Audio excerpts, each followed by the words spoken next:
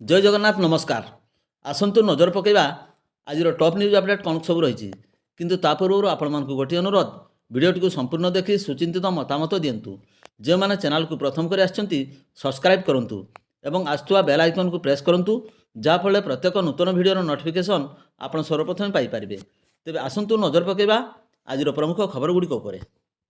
आज प्रथम खबर उदला सहर 5 नंबर वार्डर एक कार्य को नहीं होता गंडगोलर मुख्य अभियुक्त ठिकादार रंजन कुमार पात्र को उदला पुलिस गिरफ्त कर कटचाण कर तेबे अदालत जमीन मिलता जमापड़ी। उक्त कार्य को नहीं अप्रैल 8 तारिख में माड़ मारिबा घटना उभय पक्ष जमीन अच्छा। घटनार भिडियो प्रकट होता भिडियो उत्तोलन कर सन्देह कर शांतिलता दास नामनी महिला घर को जाई धमक दिज्वा अश्लील गालीगुलज कर महिला जनक थाना एतला देते। एने पुलिस 174/36 मामला रुजु करने मुख्य अभियुक्त रंजन कुमार पात्र को गिरफ्त कर कटचाण करथिला। परवर्ती खबर राज्य सरकार विद्यालय गणशिक्षा विभाग पक्षर 25 तारिख में 13,283 नंबर विज्ञप्ति अनुजाई राज्य में 76 जन ओडिशा शिक्षा सेवार गोष्ठी शिक्षा अधिकारी मध्य अदबदल होती। तन्मध्यरु मयूरभंज जिले में बदली होता 5 जनों मध्य 2 जन जिला बाहर को बदली होता बेले जिला बाहर 2 जन को जिला को अणाई। मयूरभंज जिलार गोपबंधु नगर ब्लॉक शिक्षा अधिकारी अभिमन्यु सेठी को जाजपुर ब्लॉक शिक्षा अधिकारी और उदला ब्लॉक शिक्षा अधिकारी दीपक कुमार मिश्र को कोरापुट लमतापुर शिक्षा अधिकारी भाव बदली कराई। जिला बाहर भद्रक जिला स्कूल प्रधान शिक्षक पानमणि बेसरा को प्रतिपदा ब्लॉक शिक्षा अधिकारी और कोरापुटर लमतापुर ब्लॉक शिक्षा अधिकारी सुब्रत कुमार किस्कू को उदला ब्लॉक शिक्षा अधिकारी भाव जिला को अणाई। उदला सरकारी बालिका उच्च विद्यालय प्रधान शिक्षयित्री तनुजा माधुरी दास को बारिपदा ब्लॉक शिक्षा अधिकारी, बहलदा हाईस्कूल प्रधान शिक्षक मनोरंजन गिरी को जामदा ब्लॉक शिक्षा अधिकारी और बांगरीपसी ब्लॉक शिक्षा अधिकारी जतीन्द्रनाथ दत्त को राजगंजपुर ब्लॉक शिक्षा अधिकारी भाव बदली कराई।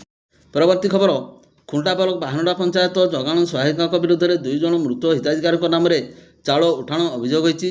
पंचायत वार्ड सभ्यों पक्षर कप्तिपदा उपखंड स्तरीय जन अभियोग शुणाणी प्रकोष्ठ में एने जिलापाल को अभियोग पत्र प्रदान कराई। अभियोग अनुजाई अंत्योदय योजनार चाउल पाउथिबा गयलमरा ग्रामर स्वर्गत मलय हांसदा पत्नी गुरुबारी और शिरीषघुटू ग्रामर हिताधिकारी नारायण किस्कू मृत्यु हो जाता बेले जोगाण सहायिका उभय हिताधिकारी मनोनीत व्यक्ति भाव यथाक्रमे निजर स्वामी और पुओ को रखी चाउल उठाण कर अभियोग होती। जिलापाल अभियोगर शुणाणी कर उपखंड जोगाण अधिकारी को तदंत करने को निर्देश देते। परवर्ती खबर ठाकुर पूजापाई फुल आने जाइए मात्र घरे पहुँचला मृत शरीर। बाइक सहित बाइक धक्का घटी अधा बाटर चली जाइए जन आदर्श शिक्षकों जीवन। मृतक जनक प्राथमिक विद्यालय शिक्षक संघर सभापति शरद कुमार महांत बोली जमापड़ा बेले यही घटनार अन्य जड़े गुरुतर आहत होती। यहीपरि एक मर्मन्तुद सड़क दुर्घटना घटी मयूरभंज जिला बैसिंगा थाना अधीन बैसिंगा रूपसा रास्ता मुनीलाल उच्च विद्यालय सामने। सूचना अनुसार जोगपुरा ग्रामर शरद कुमार महांत आंबगढ़िया प्राथमिक विद्यालय शिक्षक थे। से सकाळे ठाकुर पूजापाई फूल आने जाते बैसिंगा बजार फूल किणी सारा पर मुनीलाल उच्च विद्यालय सामने थिबा एक दुकानरू कौन जिनिस आनी बाहरुथिले। से समय बैसिंगा रूपसा अभिमुखे द्रुत गति बाइक जोगे रघुपुर पंचायत दीघानघर ग्रामर ज्योतिष सिंह जाइथिले। एही बाइक शरतों को धक्का देथिला। दुर्घटना उभय आहत होते। बैसिंगा पुलिस पहुंची गाड़ी उभय को बैसिंगा डाक्तरखाना को आनी। डाक्तर शिक्षक शरतों को मृत घोषणा करथिले। गुरुतर ज्योतिष को प्राथमिक चिकित्सा पर संकटापन्न अवस्था कटक को स्थानांतरित कराई। शरद सार जड़े मिष्टभाषी परोपकारी और मेलापी व्यक्ति तथा आदर्श शिक्षक थे। तांको मृत्यु खबर प्रसारित होगा पर बैसिंगा डाक्तरखाना लोकारण्य हो पड़ा। ब्लॉक शिक्षा अधिकारी विप्लवकर बहु शिक्षक अंचलवासी सहित प्राक्तन विधायक गणेश्वर पात्र शेष दर्शन करते। पुलिस मृतदेह जबत कर व्यवच्छेद पीआरएम मेडिकल कॉलेज हॉस्पिटल को पठाइबा सहित मामला रुजु कर अधिक तदंत जारी रखिছে। परवर्ती खबर आक्रमण और दुर्व्यवहार अभियोग को नहीं मोरडा जेएमएफसी कोर्ट अदालत में शुणाणी करथिबा एक मामलार राय प्रकाश पाई। विचार विभागीय प्रथम श्रेणी मजिस्ट्रेट अभियुक्तों को 21 दिन कारादंड समेत 500 टंका जरिमाना आदेश शुणाई। सूचनायोग्य मोरडा थाना अधीन धानसोल ग्रामर रईबू साइर डाक्तर महांत बयस 28 वर्ष 2020 जुलाई 3 तारिख से ग्राम रामू महांत घर को जाई ରାତି 9ଟା ସମୟରେ ତାଙ୍କୁ ଆକ୍ରମଣପୂର୍ବକ ମାରପିଟ୍ କରିବା ସହ ଖରାପ ଭାଷାରେ ଗାଳିଗୁଲଜ କରିଥିବା ଅଭିଯୋଗ ହୋଇଥିଲା। ଏହା ସହିତ ତାଙ୍କ ପୁଅ ବୋହୂଙ୍କୁ ସହ ଖରାପ ବ୍ୟବହାର କରି ମାରିଦେବାର ଧମକ ଦେଇଥିବାରୁ ସପରିବାରେ ସମସ୍ତ ସଦସ୍ୟ ଘର ଭିତରେ ପଶି ଭିତର ପଟ କବାଟ କିଳି ଦେଇଥିଲେ। ଗ୍ରାମବାସୀ ରୁଣ୍ଡ ହେବାରୁ ଅଭିଯୁକ୍ତ ସେଠାରୁ ପଳାଇଯାଇଥିଲା। ରାମୁ ମହାନ୍ତଙ୍କ ଅଭିଯୋଗ ମୂଳେ ମରଡ଼ା ଥାନାରେ 87/20 ନମ୍ବରରେ ଏକ ମାମଲା ରୁଜୁ ହୋଇଥିଲା। ପୁଲିସ ଘଟଣାର ତଦନ୍ତ କରି ଅଭିଯୁକ୍ତ ଡାକ୍ତରଙ୍କୁ ଗିରଫ କରି କୋର୍ଟ ଚାଲାଣ କରିଥିଲା। ମାମଲାର ରାୟ ପ୍ରକାଶ ପାଇବା ସହ ଅଭିଯୁକ୍ତ ଦୋଷୀ ସାବ୍ୟସ୍ତ ହୋଇଛି। ଅଦାଲତର ବିଚାର ବିଭାଗୀୟ ପ୍ରଥମ ଶ୍ରେଣୀ ମାଜିଷ୍ଟ୍ରେଟ ତାଙ୍କୁ 21 ଦିନ କାରାଦଣ୍ଡ ଏବଂ ଜରିମାନା ଆଦେଶ ଶୁଣାଇଛନ୍ତି। ପରବର୍ତ୍ତୀ ଖବର, କୁଳିଅଣା ବ୍ଲକ ଚାନ୍ଦୁଆ ଥାନା ଅନ୍ତର୍ଗତ ବାଉଁଶବଣୀ କାଜୁ ଜଙ୍ଗଲରୁ ଜଣେ ମଣିଷର କଙ୍କାଳ ଜବତ କରାଯାଇଛି। ରାତି ସନ୍ଧ୍ୟା ସମୟରେ ବାଉଁଶବଣୀ ଗ୍ରାମର ଲୋକମାନେ କାଜୁ ଜଙ୍ଗଲକୁ ଯାଇଥିବା ବେଳେ ହାଡ଼ କଙ୍କାଳ ଏପଟ ସେପଟ ହୋଇ ପଡ଼ିଥିବାର ଦେଖିବାକୁ ପାଇଥିଲେ। ଏନେଇ ଚାନ୍ଦୁଆ ପୁଲିସକୁ ଖବର ଦିଆଯାଇଥିଲା। ପୁଲିସ କଙ୍କାଳ ଜବତ କରିଥିଲା ବେଳେ ସାଇଣ୍ଟିଫିକ୍ ଦଳ ଏବଂ କୁଳିଅଣା ଅତିରିକ୍ତ ତହସିଲଦାର ମାଜିଷ୍ଟ୍ରେଟ ଭାବେ ଉପସ୍ଥିତ ରହି ଅଧିକ ତଦନ୍ତ କରିଛନ୍ତି। ପ୍ରାପ୍ତ ସୂଚନା ମତ ଗତ ସେପ୍ଟେମ୍ବର ମାସରେ ଏହି ଥାନା ଅନ୍ତର୍ଗତ ଚାକୁଳିଆ ଗ୍ରାମର ଲାଖଇ ମାଝୀ ବୟସ 53 ବର୍ଷ ଘରୁ କୁଆଡ଼େ ପଳାଇ ଯାଇଥିଲେ। ଏନେଇ ଚାନ୍ଦୁଆ ଥାନାରେ ସେପ୍ଟେମ୍ବର ମାସ 28 ତାରିଖରେ ଲିଖିତ ଅଭିଯୋଗ କରାଯାଇଥିଲା। କଙ୍କାଳ ଜବତ ସମ୍ପର୍କରେ ଖବର ପାଇ ତାଙ୍କ ଭଣଜା ଘଟଣାସ୍ଥଳରେ ପହଞ୍ଚିଥିଲେ। ପାଖରେ ପଡ଼ିଥିବା ସାର୍ଟ ଦେଖି ତାଙ୍କୁ ତାଙ୍କ ମାମୁଙ୍କ ସାର୍ଟ ବୋଲି ଚିହ୍ନଟ କରିଥିଲେ। ପୋଲିସ ହାଡ଼ଗୁଡ଼ିକ ସଂଗ୍ରହ କରି ଅଧିକ ପରୀକ୍ଷା ପାଇଁ ପଠାଇଥିବା ସହିତ ମୃତକଙ୍କ ପରିବାରବର୍ଗଙ୍କ ସହିତ DNA ଟେଷ୍ଟ କରାଯିବ ବୋଲି କହିଛି। ଗ୍ରାମବାସୀଙ୍କ କହିବା ମୁତାବକ କଙ୍କାଳଗୁଡ଼ିକ ଚଲା ବାଟଠାରୁ 15-20 ଫୁଟ ଦୂରରେ ପଡ଼ିଥିଲା। ଯଦି ଶବ ସହିତ ପଡ଼ିଥାନ୍ତା ତେବେ ଦୁର୍ଗନ୍ଧ ହୋଇଥାନ୍ତା। ପ୍ରତିଦିନ ସେହି ବାଟ ଦେଇ ଲୋକେ ଯା ଆସ କରନ୍ତି। ଅନ୍ୟ କେଉଁ ସ୍ଥାନରୁ ହାଡ଼ କଙ୍କାଳ ଆଣି ଏଠାରେ ଫିଙ୍ଗା ଯାଇଥିବା ନେଇ ଅନୁମାନ କରାଯାଉଛି। ତେବେ ମୃତକଙ୍କ ସ୍ତ୍ରୀ ଅନେକ ବର୍ଷ ପୂର୍ବରୁ ମୃତ୍ୟୁବରଣ କରିଥିବା ବେଳେ 2 ପୁଅ ବାହାରେ ରହୁଛନ୍ତି। ମୃତକ ଜଣକ ହେଲେ ସରଳ ନିରୀହ ଲୋକ ଥିଲେ। ତାଙ୍କୁ କିଏ ବା କାହିଁକି ମାରିବ, ଏ ନେଇ ଆଲୋଚନା ଜୋର ଧରିଛି। ପରବର୍ତ୍ତୀ ଖବର, ବେତନଟୀ ଥାନା ଅଧୀନ ଆଗଡ଼ା ଗ୍ରାମର ସମାଇ ଟୁଡୁ OD 11Z0446 ନମ୍ବର ବିଶିଷ୍ଟ ଏକ ବାଇକ୍ ଯୋଗେ ରବିବାର ସକାଳେ ଦାନ୍ତିଆମୁହାଁ ହାଟକୁ ପନିପରିବା କିଣିବା ପାଇଁ ଯାଇଥିଲେ। ତେବେ ସଉଦା କିଣିସାରି ଫେରିବା ପରେ ସେ ରଖିଥିବା ସ୍ଥାନରେ ବାଇକ୍ଟିକୁ ଦେଖିବାକୁ ନ ପାଇ ଚାରିଆଡ଼େ ଖୋଜାଖୋଜି କରିଥିଲେ। ହେଲେ ବାଇକ୍ ନ ମିଳିବାରୁ ଶେଷରେ ବେତନଟୀ ଥାନାରେ ଏକ ଲିଖିତ ଅଭିଯୋଗ କରିଥିଲେ। ପୁଲିସ ଏନେଇ 220 ନମ୍ବରରେ ଚୋରିଜନିତ ଏକ ମାମଲା ରୁଜୁ କରି ଘଟଣାର ଅଧିକ ତଦନ୍ତ ଜାରି ରଖିଥିବା ବଡ଼ଜାମଣି ଫାଣ୍ଡି ଅଧିକାରୀ ASI ଭାବଗ୍ରାହୀ ମହାନ୍ତ ପ୍ରକାଶ କରିଛନ୍ତି। ପରବର୍ତ୍ତୀ ଖବର, ବୈଶିଙ୍ଗା ଥାନା ବୈଶିଙ୍ଗା ରୋପ୍ସା ରାସ୍ତା ପାର୍ଶ୍ୱ କଦଳିଆ ଛକ ନିକଟରେ ଅବସରପ୍ରାପ୍ତ ହରିପଦ ଦାସଙ୍କ ଘରୁ ନଗଦ ଟଙ୍କା ଲକ୍ଷାଧିକ ଟଙ୍କାର ଅଳଙ୍କାର ଚୋରି ହୋଇଯାଇଛି। କୌଣସି କାମ ପାଇଁ ହରିପଦ ଏବଂ ତାଙ୍କ ସ୍ତ୍ରୀ ସମ୍ପର୍କୀୟ ଘରକୁ ଯାଇଥିବା ବେଳେ ରବିବାର ରାତିରେ ଘରେ କେହି ନଥିଲେ। ଏହାର ସୁଯୋଗ ନେଇ ବିଳମ୍ବିତ ରାତିରେ ଚୋର ଘରର ପଛପଟ ଥିବା ଝରକା କାଚ ଏବଂ ଗ୍ରିଲଗୁଡ଼ିକ ତାଡ଼ି ଭିତରକୁ ପଶିଥିଲେ।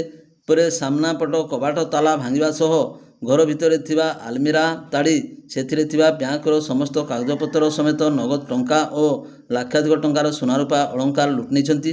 ହରିପଦ ଏ ନେଇ ବୈଶିଙ୍ଗା ଥାନାରେ ଲିଖିତ ଅଭିଯୋଗ କରିଛନ୍ତି।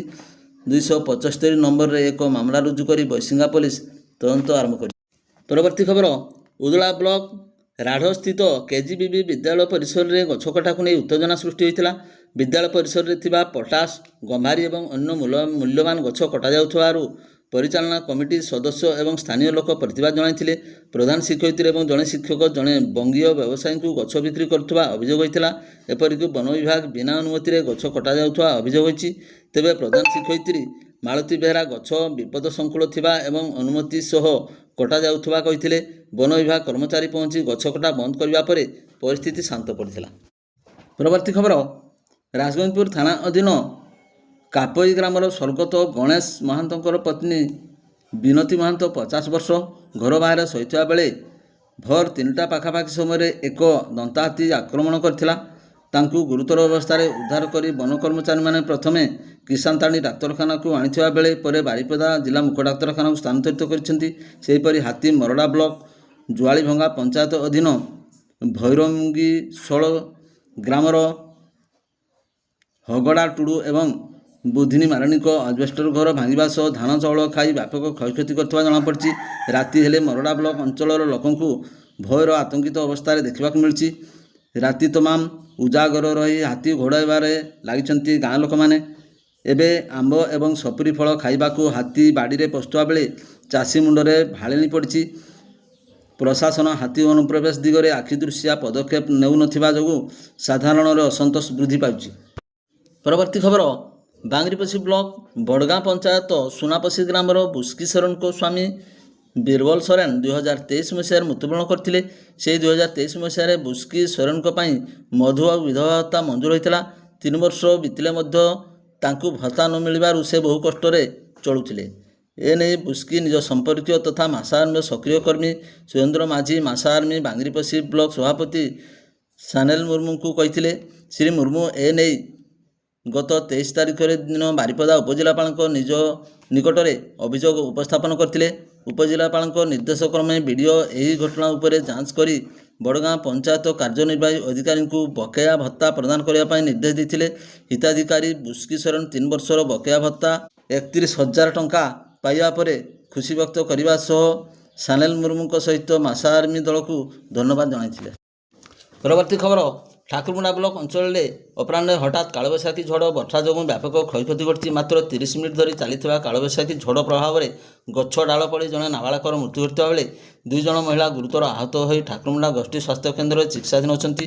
ଝଡ଼ ପ୍ରଭାବରେ ବହୁ ଘର ଛାତ ଉଡ଼ିଯାଇଛି, ଅନେକ ଗଛ ଭାଙ୍ଗି ପଡ଼ିଥିବା ଏବଂ ବିଦ୍ୟୁତ୍ ସରବରାହ ବ୍ୟାହତ ହୋଇ ସମଗ୍ର ଅଞ୍ଚଳ ଅନ୍ଧାର ରହିଛି।